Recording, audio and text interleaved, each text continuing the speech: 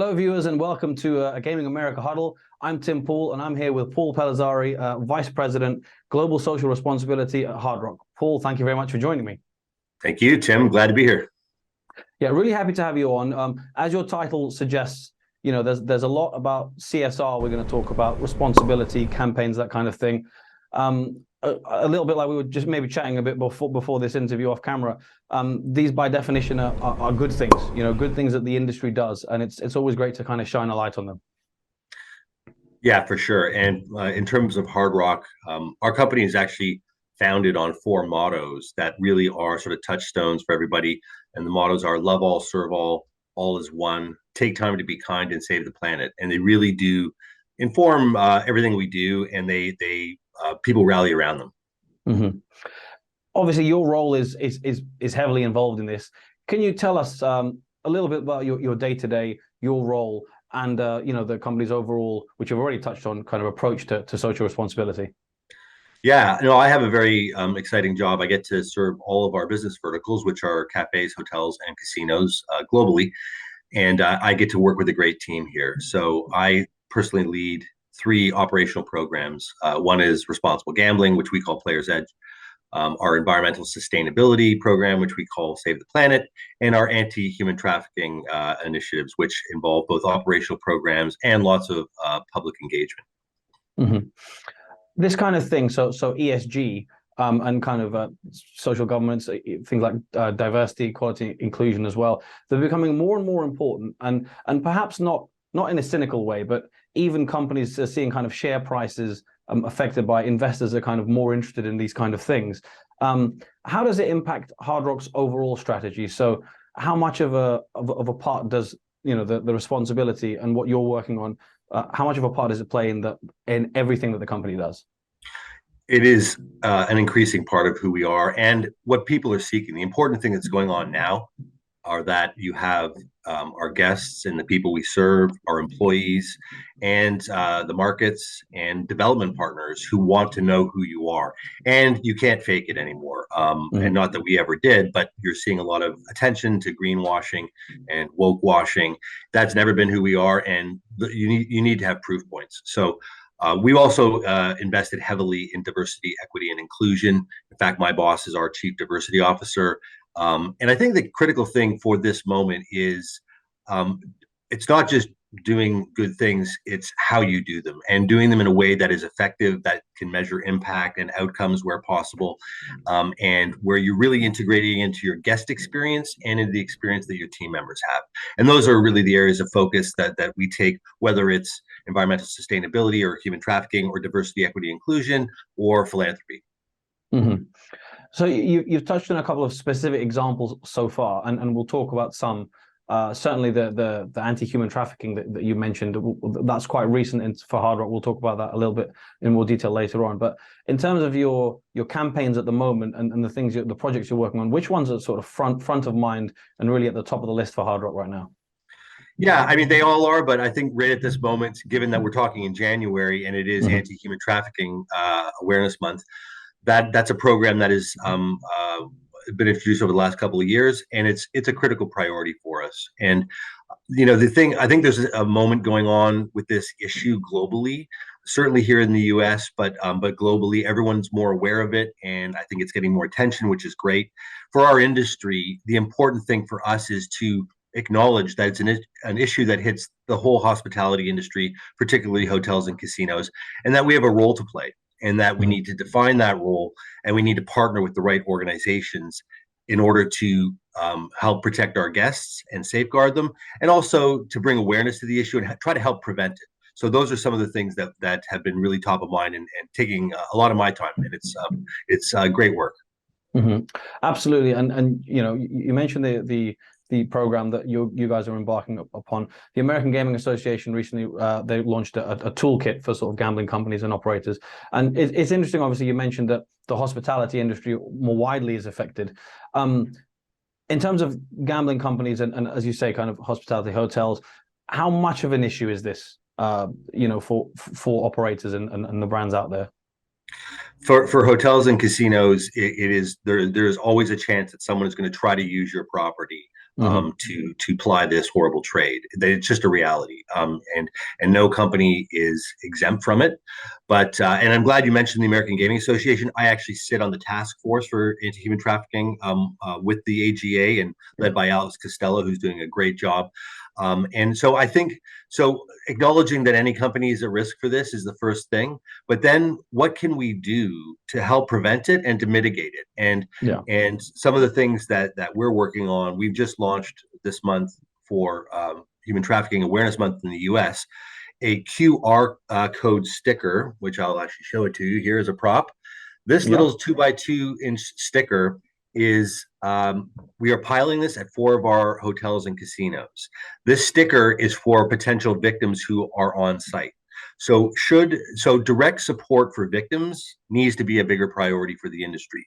This initiative we're putting in places like washrooms, like the backs of stalls, in elevator areas, parking garages, places where if a victim were on property and they were to see this, they'd be able to swipe their phone and they then can get help immediately from local law enforcement. And so we're Hmm. piloting this at our New York hotel, our Cincinnati casino, our Hollywood Guitar Hotel casino here in Florida, as well as in Madrid in Spain. And so we're going to test Hmm. this pilot, and we're planning to roll this out across all of our hotel and casino properties. So that's one example of how we can provide direct supports to victims who may be on our properties.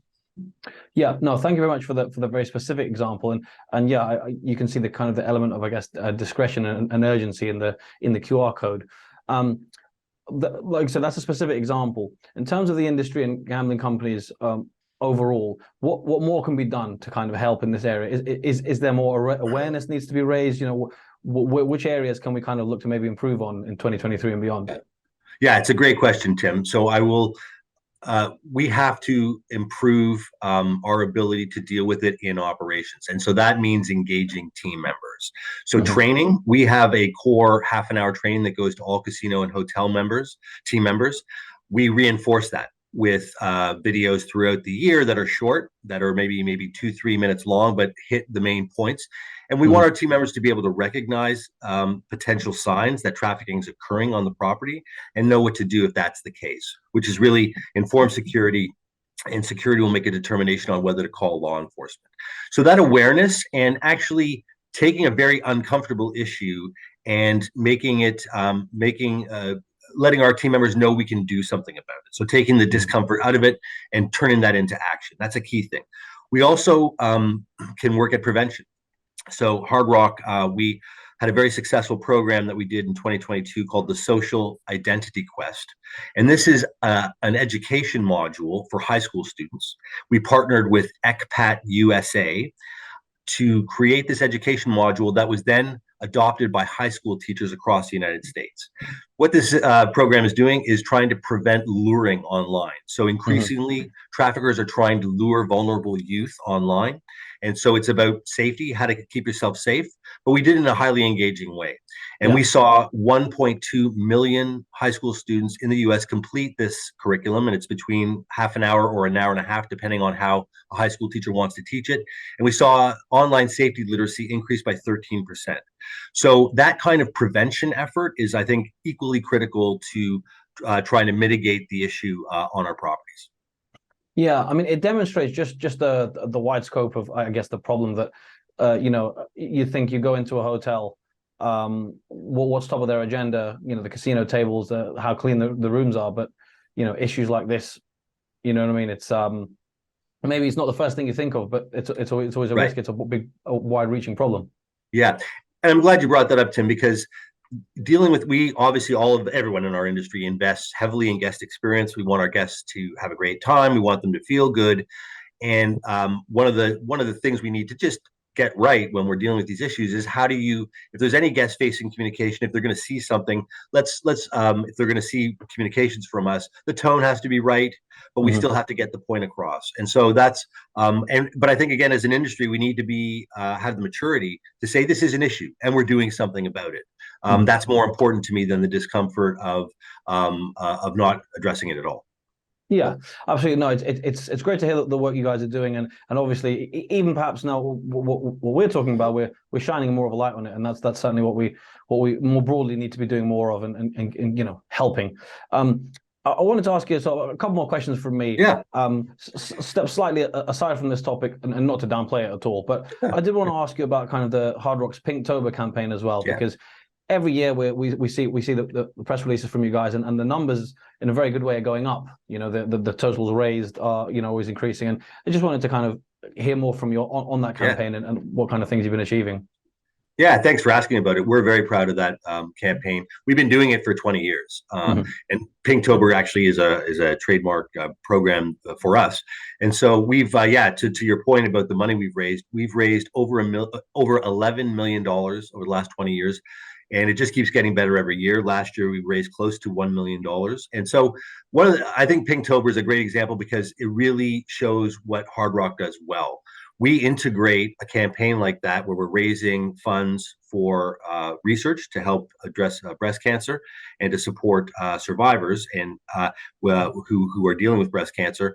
And we integrate it into our guest experiences. So we're not just cutting a check. We actually spend the month of September creating great guest activations. So last year we partnered with a world-class chef, Chef Dominique Crenn, who who created, and she's a breast cancer survivor herself.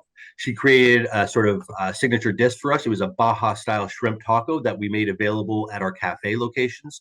She did some Sounds good, by curated, the way. yeah, they were very good. I heard. I didn't try it myself, but I heard they were amazing. And she also curated some specialty dinners at our Hollywood Casino Hotel and our hotel in New York City. And we sell our world famous merchandise that's Pinktober themed. That helps us raise money for it.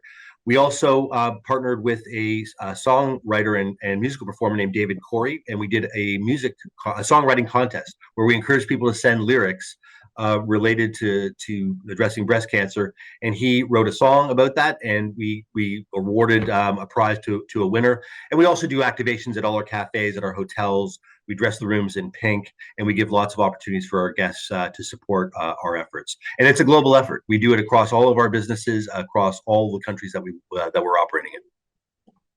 No, it sounds like a wonderful initiative, and really pleased to hear the. I mean, you mentioned you've raised over 11 million, but I think in October of this year, that month alone was, I think it hit a million.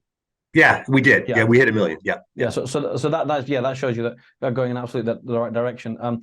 A final question I wanted to ask is obviously we talked about some great initiatives so far. Just wanted to ask, we wonder, is there anything new in the pipeline for Hard Rock in terms of new initiatives this year? Or, it may well be the case that you're reinforcing the focus on some existing ones. But if there are some new projects, it'd be great to hear about them. Yeah, no, thank you.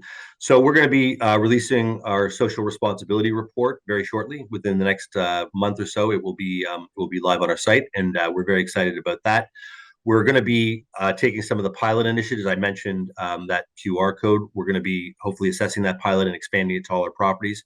We've also launched a program to help bridge homeless youth into jobs with Hard Rock. So it's a job transition program. We work with Covenant House.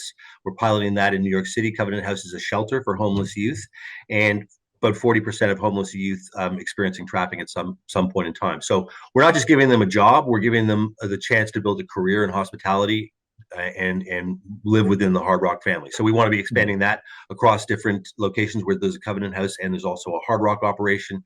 We're going to be expanding our Save the Planet efforts, doing great guest activations to raise awareness and to talk about the things we are doing to address the planet.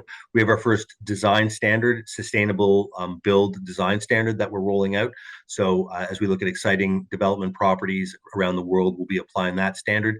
And then continue to work with the American Gaming Association on anti-human trafficking, working with them to try to help create a standardized training program that can help all casinos and online gaming operators in this space to deal with human trafficking.